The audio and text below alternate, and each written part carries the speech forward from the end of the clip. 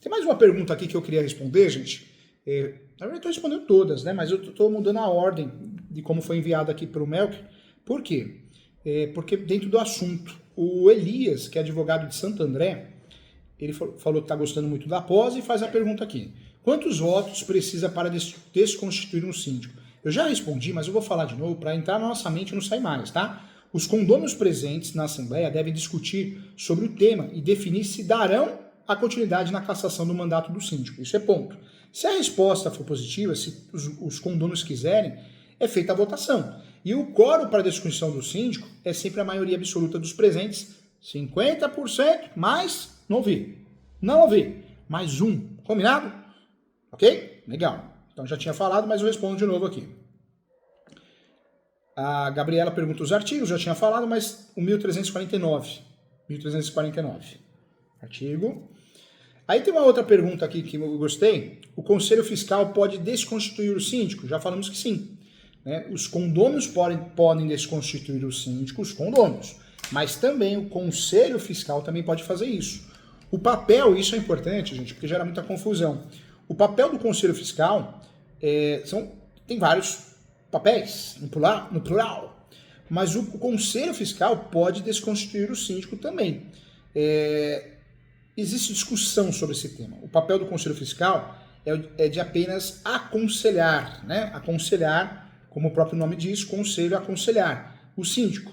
Em alguns regulamentos internos, o Conselho pode ter outras funções, mas aí o ideal é que seja previsto isso na convenção condominial e no regimento interno, tá? Dentro dessas funções, tais como assinar cheques, assinar contratos, em conjunto com o síndico, por exemplo. E somente uma decisão de assembleia tem o poder para desconstituir o síndico. Não é porque eu sou o conselho, vai ocorrer de forma automática, não. Se o conselho tem esse poder dentro da convenção do regimento interno, o conselho pode fazer, assim como os moradores podem, só que nessa situação precisa da Assembleia, como sempre, tá bom? Outra pergunta aqui do Michel. Professor Júlio, no caso de desconstituição do síndico, quem assume o cargo?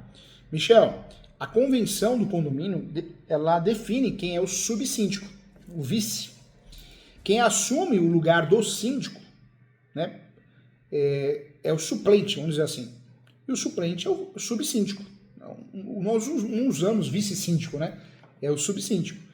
Caso contrário, né, é preciso realizar uma votação em Assembleia Geral. Já tive vários casos aqui no escritório que o subsíndico não quis assumir, eu não tinha subsíndico, por mais incrível que pareça, não tinha. E aí foi feita uma Assembleia Geral, especialmente convocada com essa finalidade, tá? Pode ser uma saída também. Gostei das perguntas, hein, gente? Boas perguntas aqui, hein? O Gabriel tá mandando outras aqui também. Pode mandar, Gabriel. Legal. Bacana. Esse assunto é muito importante, né, gente? A Jéssica mandou uma pergunta boa aqui também, hein? A Jéssica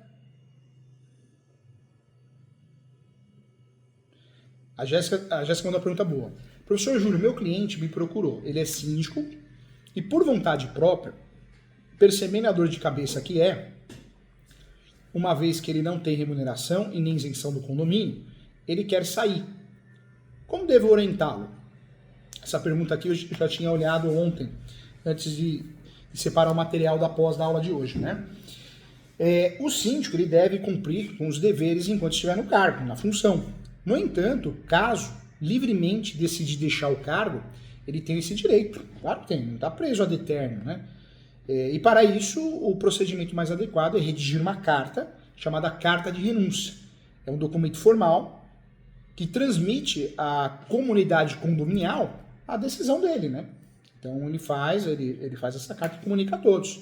E aí, se tiver o subsíndico, assume. Se não tiver, marca uma assembleia, tá bom? O Mário tinha mandado uma pergunta também parecida, eu também separei aqui. Ó. O subsíndico, em caso de renúncia, conforme prazo estabelecido na convenção, deverá convocar urgente uma assembleia para a eleição de um novo síndico? Quando o síndico renuncia, o subsíndico assume e a ideia é que ele faça assim a convocação de urgência, uma assembleia de urgência para a eleição do novo síndico. Né? Pode ter alguma informação diferente na convenção, tá? O Hélio pergunta aqui, quanto tempo pode ficar como síndico? Já falamos isso, 2 anos e pode ser reeleição. O Gomes, professor Júlio, quantas assinaturas precisa para tirar um síndico? Artigo 1349, já tinha falado, hein? É necessário que a desconstituição do síndico seja aprovada pela maioria absoluta dos condôminos, presentes na Assembleia Geral, convocada para esse fim. Isso significa que mais da metade dos proprietários presentes na reunião devem votar a favor, ok?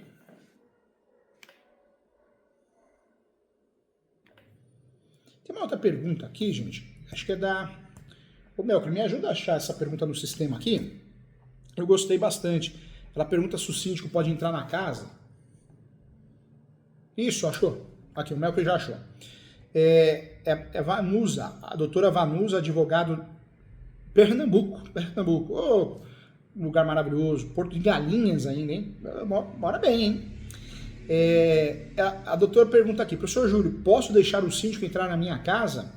O síndico, gente, ele pode entrar em apartamento ou vistoriá-lo, com a permissão do morador, tá? Não é porque eu sou síndico, eu vou entrar na sua casa, eu vou deixar eu dar uma olhada, tô falando que tem barulho, só com a permissão do morador. Ok? Não existe esse negócio que o síndico pode entrar na tua casa a hora que ele quer, com a sua permissão. E sem permissão, né, claro, em caso de flagrante delito ou desastre, ou para prestar socorro durante o dia, né, isso é normal para todos nós, ou ainda por determinação judicial. Essa é a pergunta que eu queria responder. Acho que ela é válida aqui também. Outra pergunta também que eu tinha separado aqui, gente, aconteceu, a doutora Fernanda está falando aqui que no prédio que ela mora, ninguém quer ser síndico. E na convenção não tem nada falando sobre isso e ninguém quer contratar um síndico profissional. Complicado. Quando ninguém quer ser síndico do condomínio, o que acontece tal forma de procedimento, né, não repugna ao direito. A manifestação de vontade da parte interessada, pode ser posterior ao ato da eleição. Né?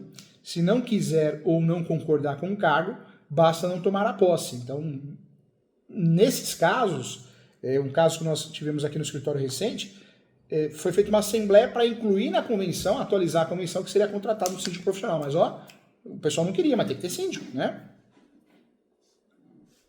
Jéssica pergunta, professor Júlio, o síndico pode ser síndico sem morar no prédio?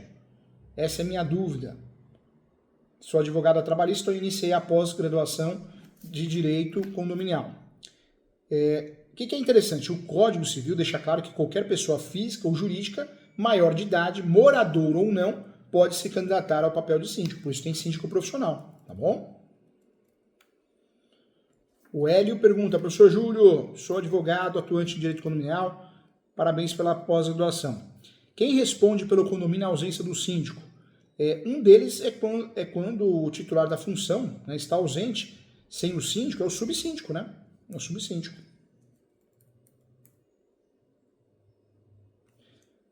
O Mário pergunta aqui, professor Júlio, o que o síndico pode decidir sozinho e não pode decidir sozinho? O que não pode, gente? O síndico não pode sozinho aumentar o valor da cota condominial. Essa é uma prerrogativa da Assembleia Geral, né? É um direito da Assembleia, obrigatoriamente. E ocorrer somente após a discussão e aprovação da Assembleia. O síndico, na verdade, ele pode multar, fiscalizar, advertir, poder de fiscalização e administração. Passou disso, precisa tomar cuidado. O Gomes fala aqui como expulsar um síndico, já falamos, a destituição, né? Acho que eu já respondi no começo da aula. Legal. Legal. Eu gosto muito de aulas abertas, oficina de prática assim, gente. São várias perguntas boas. Quero lembrar a todos que a ideia é essa, né? A gente ter momentos como esse para poder conversar muito sobre o assunto. Parabéns para você, agradeço, parabéns pela aula e até a próxima.